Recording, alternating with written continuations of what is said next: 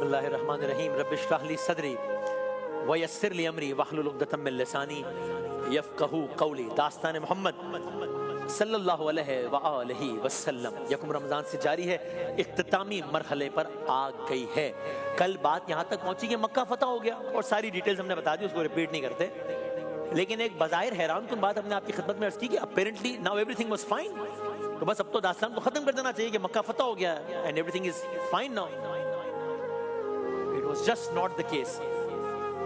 اس کو ذرا کم کریں، میری آواز بڑی بڑھا سکیں. اگر فتح مکہ ہو گیا، لیکن ہم نے کل یہاں پہ ختم کیا کہ ابھی شہر کی فضا پوری طرح سنبھلی بھی نہیں تھی کہ ایک نئی خبر آنے لگی.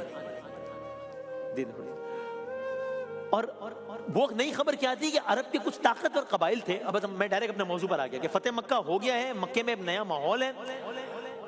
ابھی فضا پوری طرح سنبھلی بھی نہیں ہے کہ نئی خبر آ گئی. عرب کے کچھ طاقتور قبائل، خاص طور پر حوازن اور ثقیف، یہ مسلمانوں کی بڑھتی ہوئی قوت سے پریشان ہیں.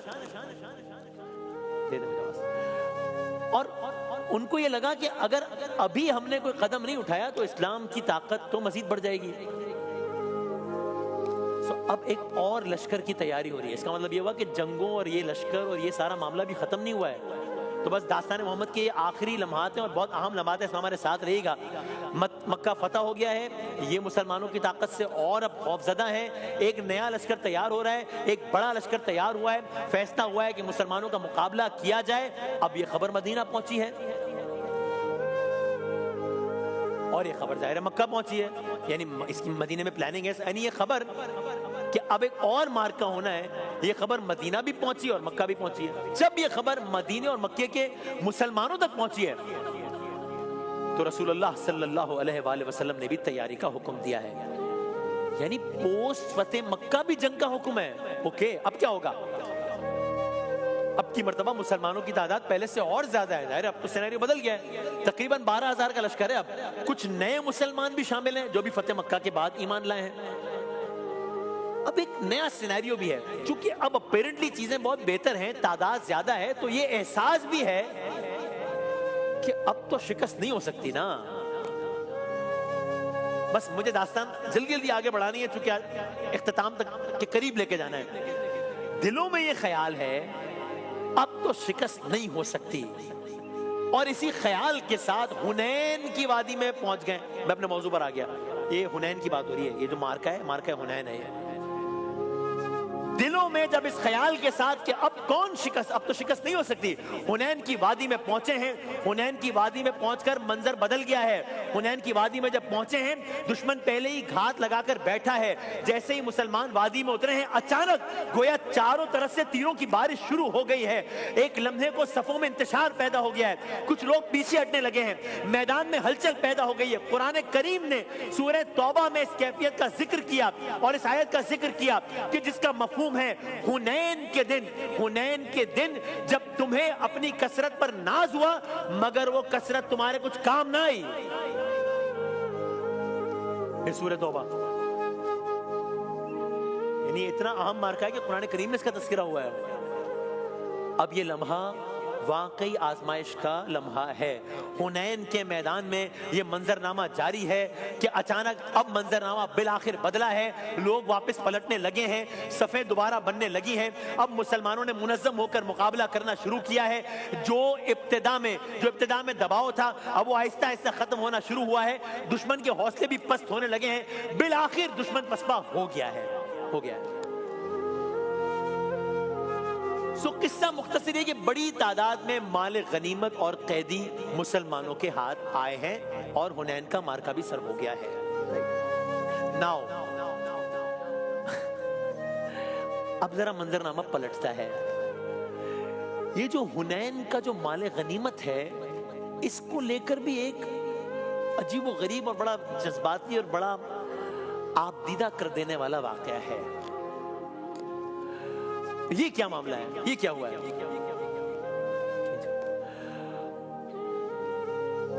ہوا کچھ یوں ہے کہ مال غنیمت میں حنین میں ہزاروں اونٹ ہیں، بے شمار بکریاں ہیں، قیدی ہیں، سامان ہے. ٹھیک، اور یہ سب ایک مقام پہ جمع کیا گیا ہے. جورانہ کا مقام ہے یہ. اب بظاہر یہ بڑا خوشی کا لمحہ ہونا چاہیے تھا. माहौल ऐसा लग नहीं रहा है। सो क्यों? डिस्ट्रीब्यूशन होनी है माल गनीमत की।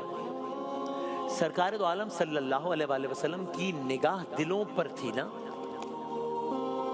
अब वो सोचे क्या मंजर होगा, मक्का फतह हो गया है, मार्के हुनैन भी हो गया है, माल गनीमत है, डिस्ट्रीब्यूशन होनी है, सरकार दो आलम सल्लल्लाहु अलैहि वसल्लम ने करनी है।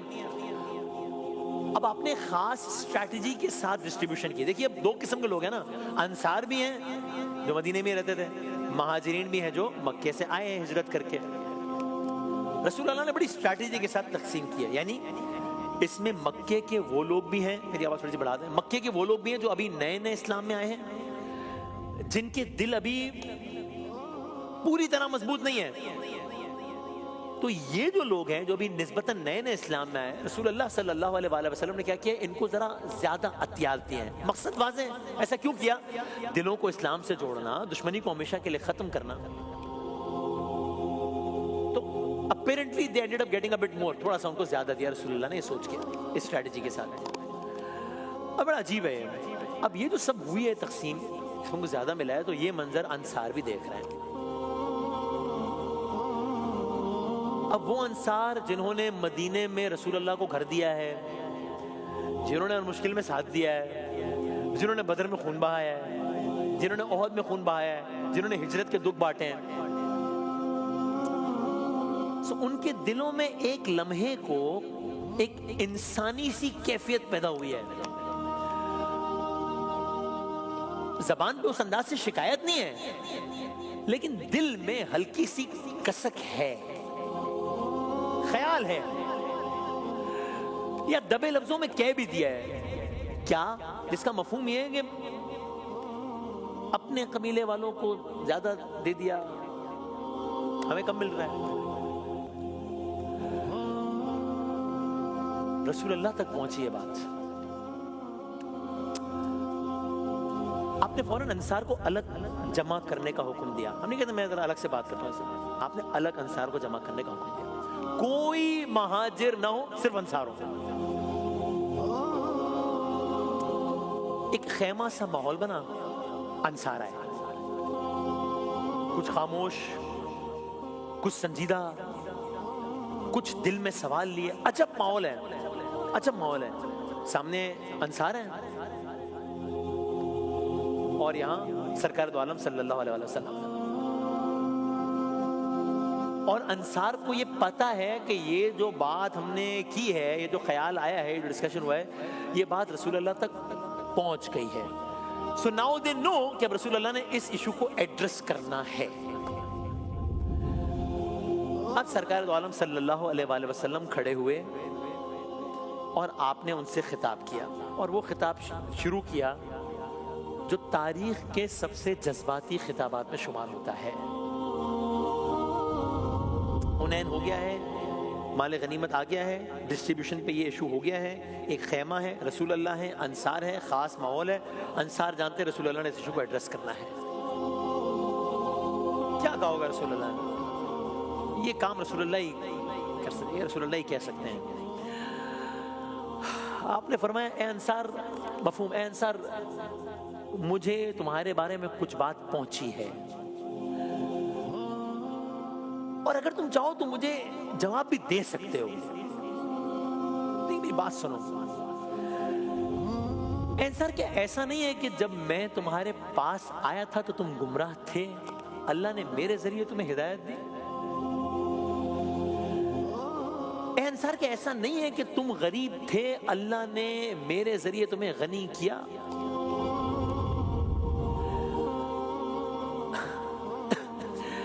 अंसार, क्या ऐसा नहीं है तुम बिखरे हुए थे, अल्लाह ने मेरे जरिए तुम्हें जोड़ दिया? खेमे के अंदर का माहौल मुतगय्यर हो रहा है, तब्दील हो रहा है, माहौल बदल रहा है। अंसार की आवाज भर आई है, अल्लाह और उसके रसूल का हम पर ज्यादा एहसान है, आपका बहुत ज्यादा एहसान है हम पर। अब नाज़रीन, आपसे कहूं, फिर रसूल अल्लाह ने वो जुमला फरमाया कि जिसने दिलों को पिघला दिया ना। आप अजमत देख रहे हैं रसूल अल्लाह, ये वजह तख्लीक कायनात है भाई, वो ये कह रहे हैं, बड़ापन है ना। सरकार आलम ने कहा, ए अंसार, अगर तुम चाहो तो اچھا واللہ جب میں یہ لکھ رہا تھا رقم کر رہا تھا تو میری آنکھیں تر تھیں. نے کہا کہ اے انصار اگر تم چاہو تو تم کہہ سکتے ہو, مجھے کیسے جواب دے سکتے ہو مجھے کہ آپ ہمارے پاس ہے تو ہم نے آپ کو پناہ دی,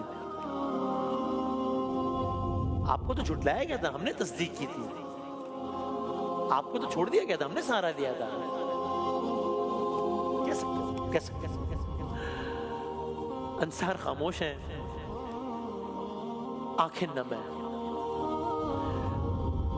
پھر رسول اللہ نے فرمایا, آپ نے وہ فرمایا کہ اب میں اس پہ کیا کہوں, کیا فرمایا, اے انصار اے انصار اے انصار اے انصار, کیا تم اس بات پر راضی نہیں ہو کہ یہ لوگ اونٹ لے جائیں مال غنیمت میں سے, یہ لوگ بکریاں لے جائیں مال غنیمت میں سے, یہ لوگ سارا مال و زر لے جائیں اور تم اللہ کے رسول کو اپنے گھر لے جاؤ.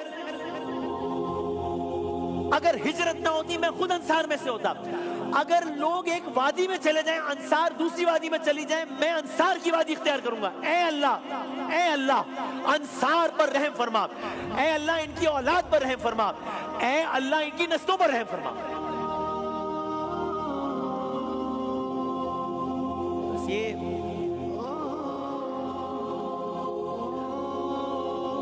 یہ سننا تھا کہ انصار کی ہچکیاں بن گئی, آنسو داڑیوں تک بہنے لگے.